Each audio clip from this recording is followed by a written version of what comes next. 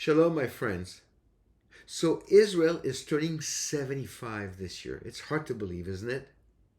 Well, stay with me and I will tell you all about it and why we need to celebrate that momentous event with Israel.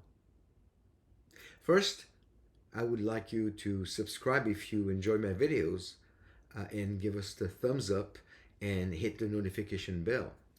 That would be very helpful. So, Israel at 75. I want to talk about a rich past, a challenging present, and a glorious future.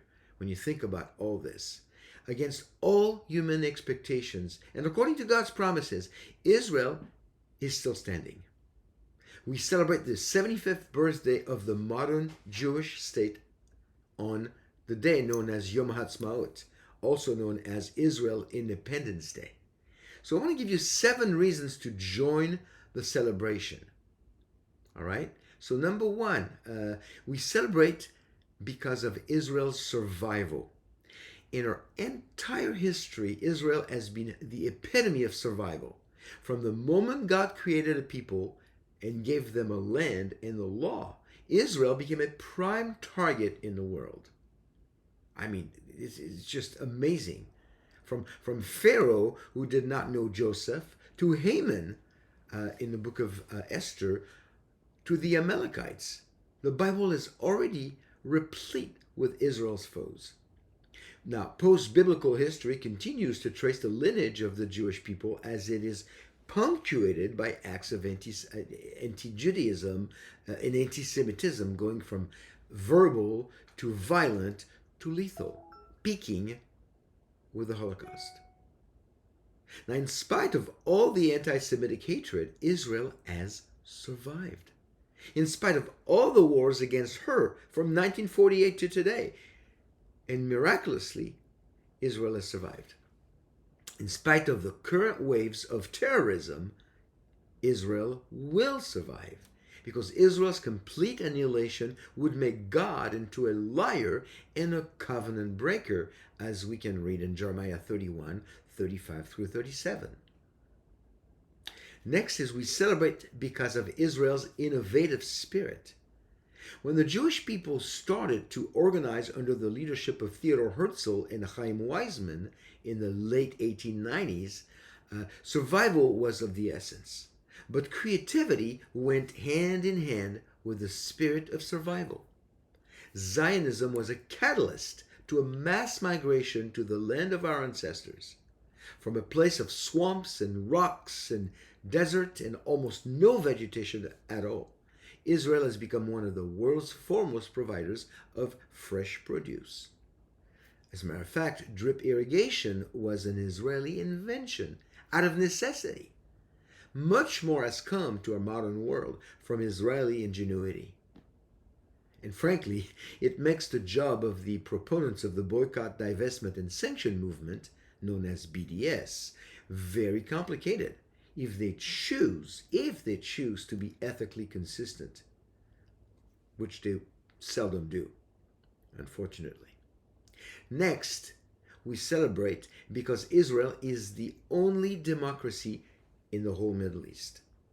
This little sliver of land, the size of New Jersey today, almost becomes a drop of water as one places it within the whole ocean of Arab countries surrounding her. Muslim governments vary from somewhat moderate to fully Sharia compliant. Women, homosexuals, and even people of other faith are often abused verbally and physically, with their rights taken away from them.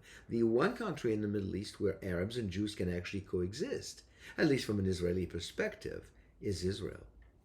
There are even Arabs as members of a Knesset, the Israel parliament. That's a good thing. Next is we celebrate because Israel is a safe haven for the Jewish people. Jewish people have been in a diaspora, the dispersion, since the destruction of the Jewish temple in Jerusalem in AD 70.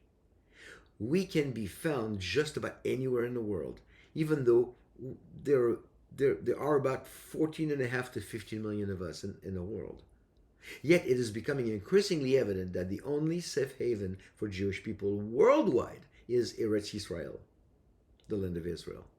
Antisemitism is on the rise everywhere. Jews are being killed again in Europe, the Middle East, and even in America simply for being Jewish. Nevertheless, God promised that the Jews would return to the land of Israel, as we see in Ezekiel chapter 37. And we see that very prophecy being fulfilled in our lifetime. This is a very exciting time we live in. Next is we celebrate because the rebirth of Israel sets the stage for much of the Bible to be fulfilled. Unfortunately, today, when it comes to Israel and the Jewish people, fact-finding is the last thing people are interested in. In 1948, when Israel was reborn as a modern nation, the stage was set for many prophecies to be fulfilled. The rebirth of Israel might not be specifically prophesied in the Bible, but without its rebirth, much of the end times events would not have become a reality or would not be a reality for the near future. Number one, Jacob's descendants would regain control of Israel, as we see in Amos 9, 14, and 15. Number two, Israel would be brought back to life, Ezekiel 37, 10 through 14. 3. Isaiah spoke of Israel reborn in one day after the tribulation, Isaiah 66, 7 and 8. 4. Israel will be reestablished as a united nation, Ezekiel 37, 21 through 32. 5. Israel will be more impressive the second time around, Jeremiah 16, 14 and 15. 6. Ezekiel predicted when Israel would be reestablished, Ezekiel 4, 3 through 6. 7. The people of Israel would return to their own land, Ezekiel 34:13. 8. God would watch over the people of Israel, Jeremiah 31:10. 9. Israel's army would be disproportionately powerful. We've seen that a lot.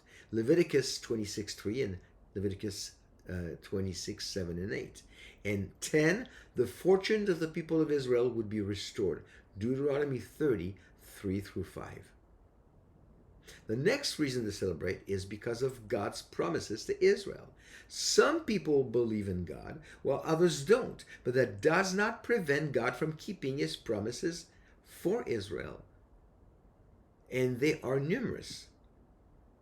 God made a covenant with Abraham, Genesis 12, 1 through 3. God gave specific boundaries in Genesis 15, 18 through 21. Israel, which is now the size of New Jersey, will one day in the Messianic kingdom be the size of twice the state of Texas. What a change. God's covenant was reconfirmed through Isaac and Jacob, Israel, and his 12 sons in Genesis 26, 2 through 4, and 28, 13, and 50, 24. Israel will never be destroyed. I mentioned that earlier already, because of God's promise of eternal protection, Jeremiah 31, 35 through 37. Next, we celebrate because of Israel's glorious future promised by God. As bleak as the present looks, especially from a human perspective, Israel has a guaranteed glorious future, and that is indeed a cause for celebration. God promised Israel a new covenant when you will remember their sins no more. Jeremiah 31, 31 through 34. Israel's glorious future includes a final restoration to the land of Israel. Ezekiel 39, 25 through 29. Israel's glorious future is secure. Why? Because of God's character, not because of Israel's performance, only because of God's character, who doesn't change. Ezekiel 36, 22 through 28.